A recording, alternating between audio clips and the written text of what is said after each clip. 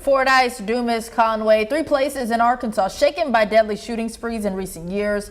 Local police departments responding as best they can with help from Arkansas State Police. And with those lessons learned, the troopers are launching a new initiative to prepare communities before an emergency happens now.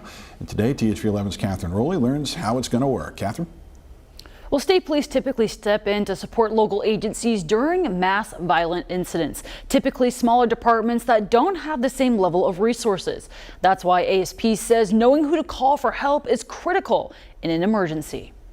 The one that kind of has been the focal point of this initiative has been the mass shooting that we had in Fordyce at the Mad Butcher grocery store. And we also had a mass shooting in Conway at a park.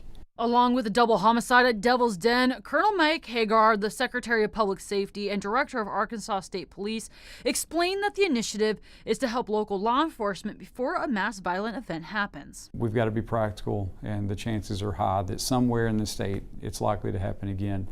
Hagar told me that the initiative is also aimed at being a holistic approach to prepare, respond, and support communities after a mass violent event. It can become almost overwhelming.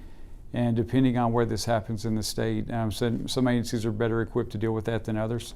So, we have parts of the state that will almost solely be reliant on state police and Department of Public Safety to handle some of those needs for them. The initiative by ASP also getting all the stakeholders in Arkansas communities the resources that are available and making sure contact information is in the right hands before a tragedy strikes. What we're bringing to the table in these initiatives, it's like an all-you-can-eat buffet. You can order the buffet. That don't mean you have to eat something or everything on there. You get to pick and choose what you want, and that's basically what we're doing.